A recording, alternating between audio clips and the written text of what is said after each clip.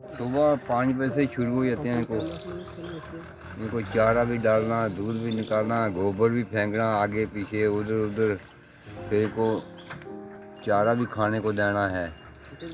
आजकल महंगाई बहुत है। ये 14 रुपये किलो भूसा है इनका। जो आटा गवर्नमेंट 14 रुपये किलो देती है, 10 रुपये किलो देती है। जो इसका बूरा होता है वो हमने 32 रुपये किलो लेना पड़ता है।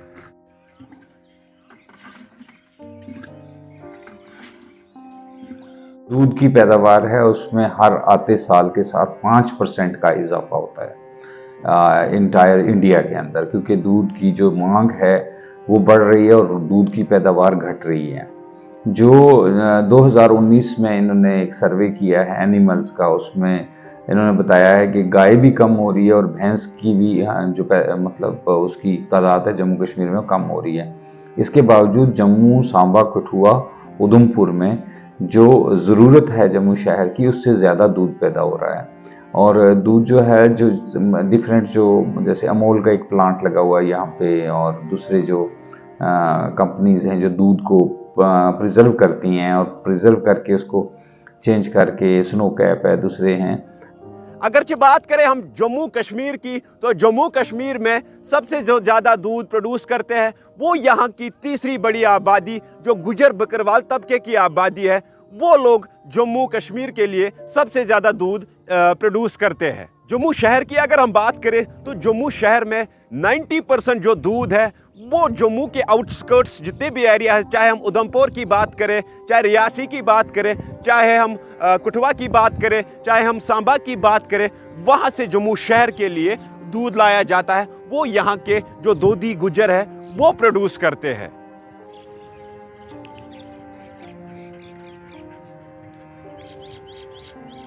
पिछले साल डॉक्टरों की टीम आई थी, इनके कानों के ये मोहर लगाई थी, बोलते थे कोरोना का टाइम है, गवर्नमेंट आपको गाय चारा देगी।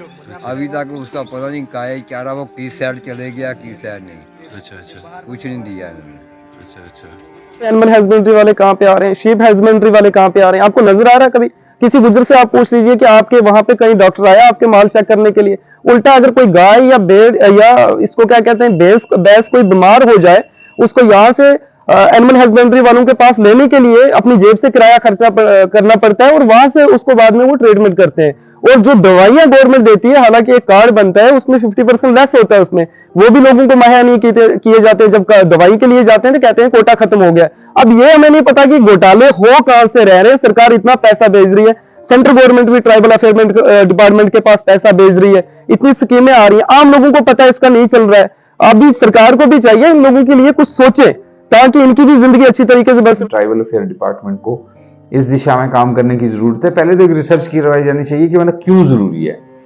मतलब गुजरात में कैसे रेवोल्यूशन आया, व्हाइट रेवोल्यूशन, हम क्यों नहीं ला सकते? जम्मू कश्मीर तो इतना बड़ा एरिया है और इतना दूध है। हुआ ये है कि यहाँ दूध का रेट कम होने की वजह से बहुत सारे लोग जो ना माइग्रेट करके पंजाब की तरफ, क्योंकि वहाँ दूध का रेट अच्छा है। वहाँ आपको जो चारा है, जैसे मतलब खेत हैं, खेत में से चारा आपको फ्री में मिल जाता है।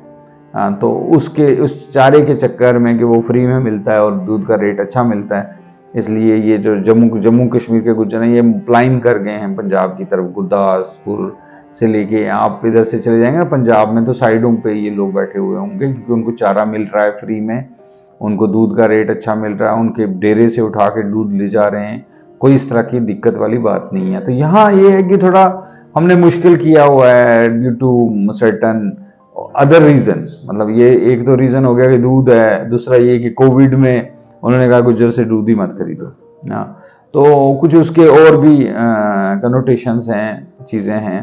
तो मेरा यही मानना है कि जब तक के ना आप दूध के ऊपर या इन चीज़ों के ऊपर अपना आप मतलब फोकस करेंगे कि ना इससे इस समुदाय की जो है ना वो लाइवलीहुड बनना चाहिए। कि अगर हम एनिमल हस्बेंड्रीज की बात करें, चाहे डिपार्टमेंट्स की बात करें, या चाहे हम ट्राइबल अफेयर्स डिपार्टमेंट की बात करें, जो आए रोज़ नई नई पॉलिसियाँ लेके ग्राउंड पे आती है, चाहे हम डेयरीज की बात करें, मगर गिरावट हर साल दूध में क्यों देखने को मिल रही है? क्या करेंगे हम इनसे?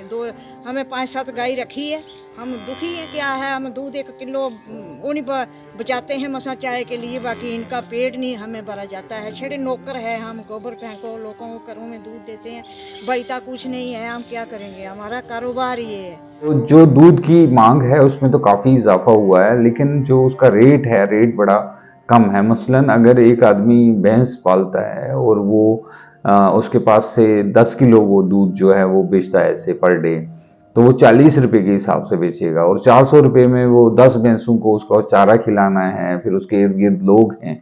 मान लो एक मजदूर जो है वो दिन को 500-700 रुपया लेता है, और अगर आप एक भैंस के पीछे 2 बंदे लगे हुए होते हैं और वो 400 रुपया, अगर उसको टहल भी करनी है, उसका वो भी करना है, उसका देखना भी है, सरकार करे या निजी सतह पे लोग करें, तो सबसे पहले तो ये है कि भाई दूध की कलेक्शन जो है वो उनके डेयरों से कर लें, कि उनका एक ह्यूमन रिसोर्स बच्चे जो वहाँ से उठा के लाते हैं उनको बेहतर रेट्स मिलें। दूसरा, तीसरा ये कि उनको जो है मतलब उनको थोड़ा फैसिलिटेशन के लिए फीड पे सब्सिडी होनी चाहिए। लेकिन अल्टीमेटली कारोबार क्या है जब उसमें कुछ फायदा नहीं होगा। मिट्टी के मोल में पानी की बोतल आज 40 रुपए की मिलती है और दूध की बोतल भी 40 रुपए की मिलती है, तो उसमें क्या फर्क है? आखिरकार जो दूध की पैदावार में डाउनफॉल देखने को मिल रही, इससे कौन से अब इक़्तिदामात सरकार को उठाने चाहिए जिससे इसमें और इजाफा हो जाए? अगरचे गुजर तबके के लोग इसी शोबे से मुंसलिक है, उनका सारा डिपेंड इसी सब पे है, तो आखिरकार कुछ जो यहाँ पे गुजर कम्युनिटी के लोग हैं वो अब यहाँ से पलायन करके पंजाब के बॉर्डर्स की तरफ जा रहे हैं। रीज़न क्या है? उन्होंने जम्मू कश्मीर को छोड़ के अब पलायन दूसरे स्टेटों की तरफ कर रहे हैं। सरकार आखिरकार इक़्तिदामात क्या उठाएगी वो आने वाला वक्त ही बताएगा। फिलहाल मुझे दीजिए इजाज़त। अल्लाह हाफ़िज़।